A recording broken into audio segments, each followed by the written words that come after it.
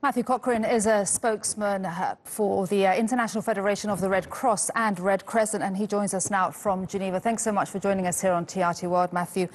Just give us an idea, first of all, of how serious the situation is in the aftermath of Cyclone Idai. Yeah, I mean, it's an incredibly serious disaster. It's probably or clearly the worst humanitarian disaster that Mozambique has experienced in recent history, at least since 2000 and possibly even before that. As your colleague alluded to, though, in the package, it's still going to take more days to really understand the full impact of this disaster, both in terms of reaching out to all affected areas and understanding the needs of people and supporting survivors. But also there's still more water to wash from the west, from Zimbabwe and Malawi through Mozambique, which could, quite possibly create a secondary or tertiary disaster for people hit by the cyclone. And Matthew, what are the challenges that your agency is facing in reaching those most affected by the cyclone? Well, the big challenge is I had a colleague from the UN describe yesterday as this operation as being essentially a water operation.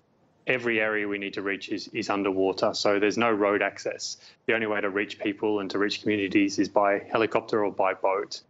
There are helicopters there. The South African government has put forward helicopters to their Mozambique counterparts, which I think is incredibly valuable. But there's clearly a need for more boats and for more airlift to reach out to communities in need.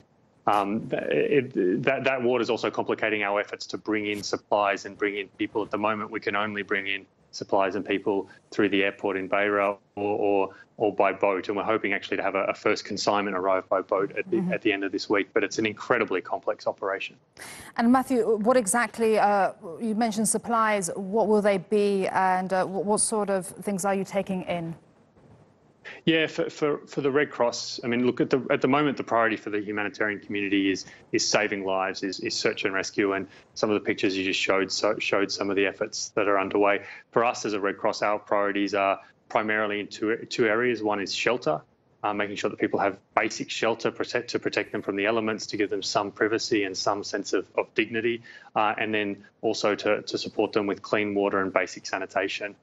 This is really the focus of our operation. It's beginning to grow and expand now. Yesterday, we appealed to governments and donors around the world for 10 million Swiss francs. It's about 10 million US dollars. And we think that'll allow us to help about 75,000 of the worst affected people. But those are preliminary figures. As we get more information, hopefully as access opens up more and more, we'll be able to expand those numbers, and we might even be looking to our partners for even more resources. Matthew, we wish you the best of luck there with your operations. That was Matthew Cochrane, spokesperson for the International Federation of the Red Cross and Red Crescent. Thank you.